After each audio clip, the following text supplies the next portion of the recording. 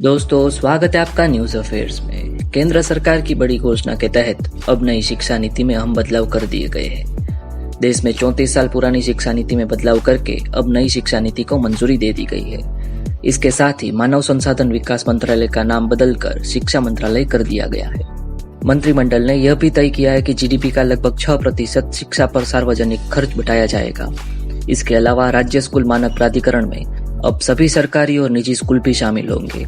पहली बार सरकारी और निजी स्कूल में एक नियम लागू होंगे। इससे निजी स्कूलों की मनमानी एवं फीस पर लगाम लगेगी। उच्च शिक्षा के लिए भी निजी संस्थानों में फीस कैप लगाने का प्रस्ताव रखा गया है, यानी कि अधिकतम फीस तय की जाएगी।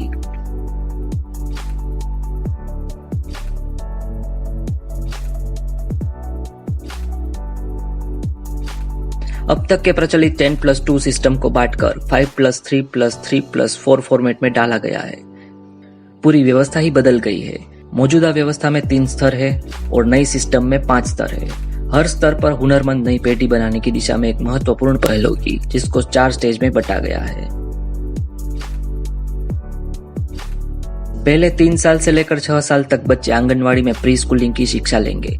फिर अगले 2 साल कक्षा 1 और 2 में बच्चे स्कूल में पढ़ेंगे। इन 5 सालों की पढ़ाई के लिए एक नया पाठ्यक्रम तैयार होगा, जिसमें उन्हें खेल के तरीकों से सिखाया जाएगा। इस स्टेज में एक्टिविटी आधारित शिक्षण पर ध्यान रहेगा। इसके लिए टीचर्स को भी अलग से ट्रेनिंग दी जाएगी। कक्षा 1 से 3 तक के बच्चों को, यानी 6 से 9 साल की उम्र के बच्चों को लिखना पढ़ना आ जाए, इस पर खास जोर दिया जाएगा। इसके लिए नेशनल मिशन शुरू किया जाएगा। इस प्रकार की पढ़ाई के लिए पहले 5 साल का चरण पूरा होगा। इस चरण में कक्षा 3 से 5 तक की पढ़ाई होगी। इस दौरान प्रयोगों के जरिए बच्चों को विज्ञान, गणित, कला आदि की पढ़ाई कराई जाएगी। 8 से 11 साल तक की उम्र के बच्चों को इसमें कवर किया जाएगा। स्कूलों में इस स्टेज में बच्चों को उनकी मातृभाषा, गृह भाषा और क्षेत्रीय भाषा में पढ़ाया जाएगा। इसमें कक्षा 6 से 8 की पढ़ाई होगी तथा 11 से 14 साल की उम्र के बच्चों को कवर किया जाएगा। इन कक्षाओं में विषय आधारित पाठ्यक्रम पढ़ाया जाएगा। कक्षा 6 से ही बच्चों को कोडिंग सिखाई जाएगी और प्रोफेशनल और स्किल्स की भी शिक्षा दी जाएगी।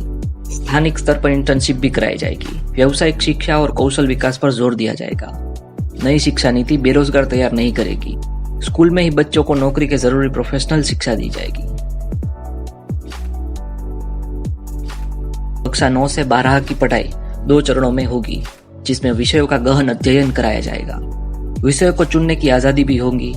बोर्ड परीक्षाओं को थोड़ा सरल बनाया जाएगा। परीक्षा ऐसी होगी जिससे कोर कॉम्पिटेंसी भी परख की जा सके।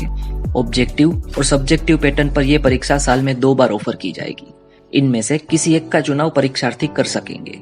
Performance assessment, review and analysis of knowledge for holistic development, यानी कि परख की स्थापना की जाएगी, जो बोर्ड परीक्षाओं के लिए स्टैंडर्ड सेटिंग बॉडी का काम करेगी।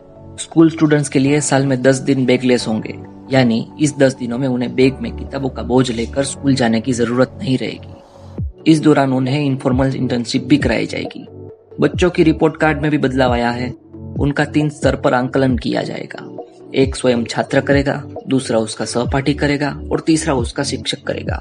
नेशनल असेसमेंट सेंटर पराग बनाया जाएगा, जो बच्चों की सीखने की क्षमता का समय समय पर परीक्षण करेगा।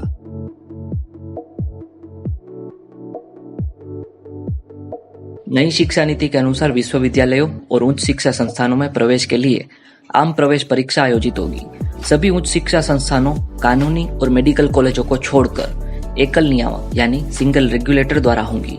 परीक्षा नेशनल टेस्टिंग एजेंसी यानी कि एनटीए द्वारा कराई जाएगी।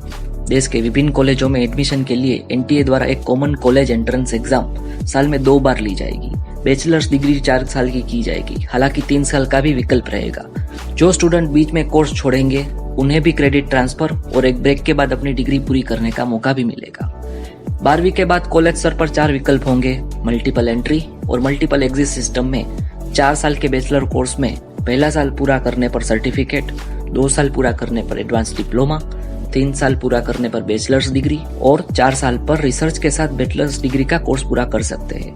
2040 तक सभी उच्च संस्थानों को मल्टीडिसिप्लिनरी बनाया जाएगा। दोस्तों, अगर आपको ये इन्फॉर्मेशन अच्छी लगी हो तो हमारे चैनल को सब्सक्राइब कीजिए और इस वीडियो को लाइक और शेयर अवश्य कीजिए।